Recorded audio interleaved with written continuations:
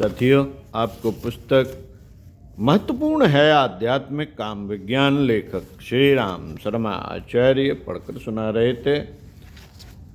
इसी क्रम को आगे बढ़ाए रखते हुए पुस्तक के पृष्ठ 19 से पढ़कर सुनाएंगे। आइए सुनते हैं। साथियों, काम सेवन के संबंध में उपेक्षा वृत्ति करती जानी चाहिए। इस प्रयोग को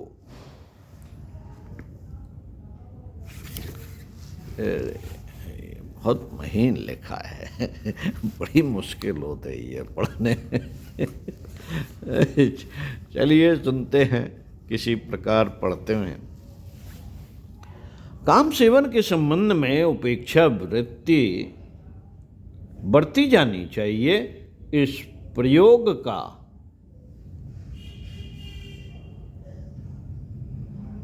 स्वाध्याय पर, स्वास्थ्य पर असर पड़ता है।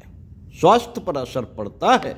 कम ही लोग ऐसे होते हैं जिनके पास अपनी शारीरिक मानसिक आवश्यकता की पूर्ति के अतिरिक्त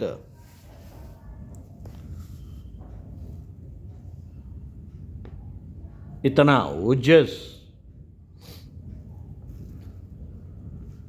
ओजस संचित रहे जिसे क्रीड़ा कल्लोल में व्यय कर सकें। आमतौर से वर्तमान परिस्थितियों में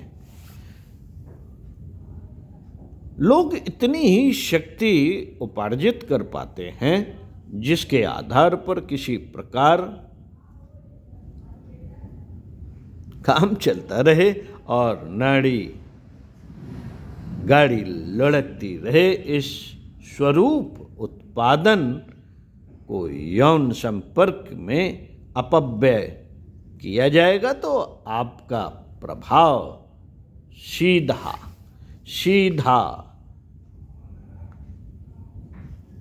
स्वभाव, स्वास्थ्य और जीवन यात्रा पर पड़ेगा। जीवन यात्रा पर पड़ेगा। साथियों, विषयी मनुष्य अपनी श्रमशीलता, तेजस्विता, स्फूर्ति, निरोगिता, प्रतिभा, स्मरण शक्ति, साहसिकता, स्थिरता, संतुलन आदि की सभी शारीरिक मानसिक विशेषताएं खोते चले जाते हैं। यह अपव्यय कितना बढ़ता है, यह अपव्यय जितना बढ़ता है उतना ही खोखलापन बढ़ता चला जाता है। साथियों, अशक्ति का शिकंजा अपने गले में कसा जाना हर कामुक व्यक्ति निरंतर अनुभव करता रहा है। यह एक प्रकार से स्वेच्छापूर्वक हंसते खेलते मंदगति से की जाने वाली आत्महत्या ही है। प्रजनन जब उचित और आवश्यक हो तो उचित मर्यादाओं के अंतर्गत काम सेवन में ढील छोड़ी जा सकती है। यदि अपनी या साथी की तंदुरुस्ती या मनस्थिति ठीक न हो तो इस प्रकार की छेड़खान का कोई तुक नहीं रह जाता। पति पत्नी के बीच इस प्रकार का धैर्य संतुलन रहना ही चाहिए कि जब तक अति आवश्यक न हो, दोनों की पूर्ण सहमत न हो, तब तक इस प्रयोग को उपेक्षित ही किया जाए। साथी की अनिच्छा रहने पर उसे विवश करना एक प्रकार से बलात्कार जैसा अपराध ही है। भले ही वह विवाहित साथी के साथ किया गया हो, कानून उसे भले ही दंडनीय न माने, पर नैतिक दृष्टि से उसे निर्लज्ज बलात्कार ही कहा जाएगा। ऐसा प्रसंग जिससे साथी का मन रोष या क्षोभ से भर जाए, निश्चित रूप से कामुक पक्ष के लिए हर दृष्टि से हानिकारक सिद्ध होगा। क्षणिक उद्वेग शांत करके जितनी प्रसन्नता पाई गई हो, कालांतर में उसकी प्रतिक्रिया अनेक गुनी अप्रसन्नता की परिस्थिति लेकर सामने आएगी। अस्तु, हर समझदार पत्नी को आदि से अंत तक ऐसी मन स्थिति विनिर्मित करनी चाहिए कि कोई किसी को कठिनाई, क्षति या असमंजस्य में न डाले। दाम्पत्य जीवन के बीज ब्रह्मचर्य की निष्ठा का जितना प्रभाव होगा, उतना ही पारस्परिक सद्भाव प्रगाढ़ होता जाएगा और वह लाभ मिलेगा जिसे प्राप्त करना विवाह का मूल प्रयोजन है। विवाह का मूल प्रयोजन है। मित्रों,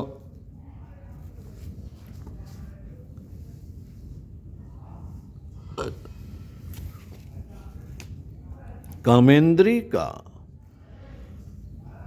अमर्यादित प्रयोग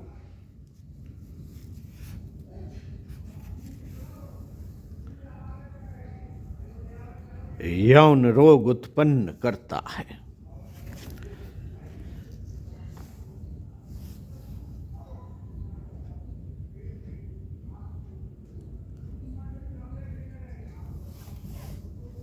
यौन रोग उत्पन्न करता है।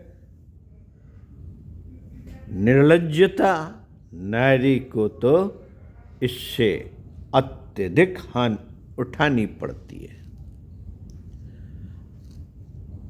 जननेंद्रिय का मर्यादित उपयोग यौन रोग उत्पन्न करता है। विशेषतः नारी को तो इसकी अत्यधिक हानि उठानी पड़ती है। औसत नारी महीने में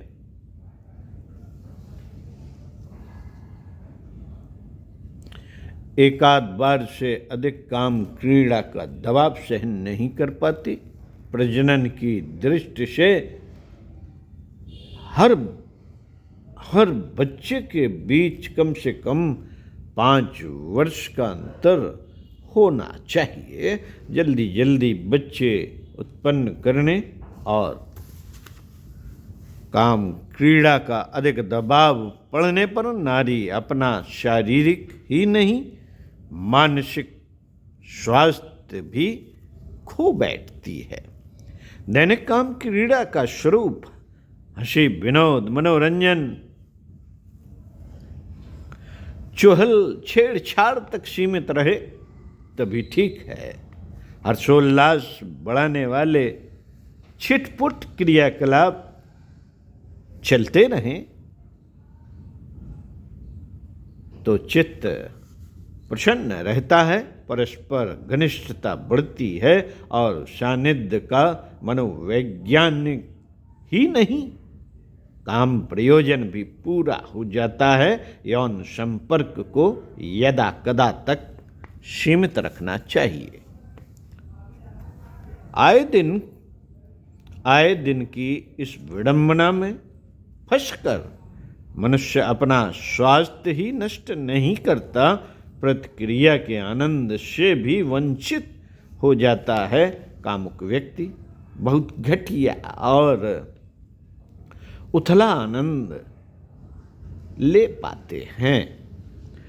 उसमें जो ऊंचे स्तर का उल्लास है, उसे प्राप्त करने के लिए देर तक ही संग्रहित पर्याप्त शक्ति होनी चाहिए। जिन्हें यौन रोगों से बचना हो उन्हें इस प्रकार की सतर्कता रखना ही चाहिए।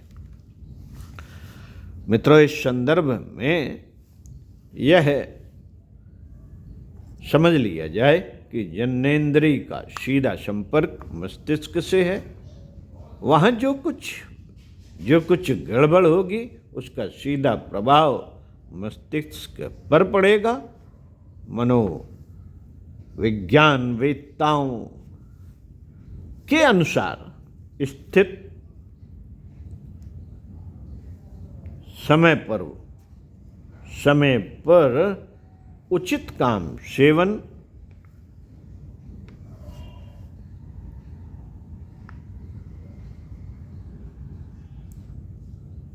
के अवसर न मिलने से वहाँ अक्सर मूर्छा, भूत प्रेत, अनिद्रा, चिड़चिड़ापन, स्मरण शक्ति की कमी, सिर दर्द, हृदय रोग, नाड़ी विकृति आदि रोग उत्पन्न हो जाते हैं। वहाँ अति काम सेवन भी ऐसे ही उद्वेग उत्पन्न करता है। मित्रों, लंपटों का शरीर जितना क्षीण होता है, मन इससे भी अधिक विक्षिप्त, असंतुलित रहने लगता है। उन्हें अनेक मानसिक रोगों से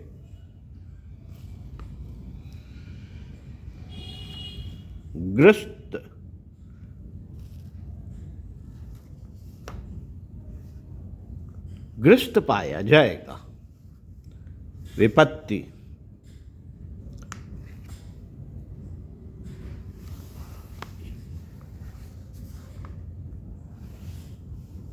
ग्रस्त पाया जाएगा जिन्होंने काम सेवन की दिशा में अति बरती। काम सेवन का वैज्ञानिक आधार यह है कि लोगों की विद्युत शक्ति का इस प्रयोग द्वारा अति द्रुत गति से प्रत्यावर्तन होता है। अति द्रुत गति से प्रत्यावर्तन होता है। मानवीय विद्युत की मात्रा शरीर में भी पाई जाती है।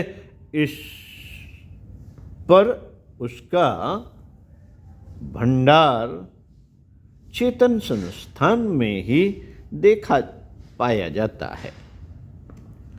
यौन संस्थान की नींव में यह बिजली अकूत मात्रा में भरी पड़ी है। जैसे ही जननेंद्रिय निकट आती है वैसे ही प्रसुप्त शक्ति बीज सजग और प्रबल हो जाता है और तत्काल दोनों पक्ष अपनी विद्युत शक्ति का विनिमय करने लग जाते हैं। मित्रों, ऋण विद्युत धारा धन की ओर और धन धारा ऋण की ओर दौड़ने लग जाती है। पर नारी की ओर नर, नारी की ओर नारी, नर की ओर अपना शक्ति प्रवाह प्रस्तुत करते हैं। इस सम्मिलन एवं प्रत्यावर्तन का ही वह परिणाम है जो काम सेवन के आनंद के रूप में उस क्षण अनुभव किया जाता है। यह विशुद्ध रूप से प्राण और रई शक्ति के, अग्नि और सोम के परस्पर प्रत्यावर्तन की अनुभूति है। यह प्रयोग अति महत्वपूर्ण है। इसमें जहाँ व्यक्तित्वों का विकास हो सकता है, वहाँ विनाश भी संभव है। प्रबल विद्युत धारा वाला पक्ष, प्रबल विद्युत धारा वाला पक्ष निर्बल पक्ष को अपना अनुदान देकर उसे ऊंचा उठाने और परिपुष्ट बनने में सहायता कर सकता है, पर जिसके शरीर में क्षीण प्राण है वह साथी को क्षति पहुंचा सकता है, वह साथी को क्षति पहुंचा सकता है। साथियों, सुनते रहिए कुछ अच्छा और पढ़ते रहिए कुछ अच्छा। इसी क्रम को आगे बढ़ाए रखते हुए आपको इसी पुस्तक के पृष्ठ 22 से पढ़कर सुनाएंगे पुस्तक का अंतिम पैरा, यानी कि समापन किस्त। ओम शक्ति।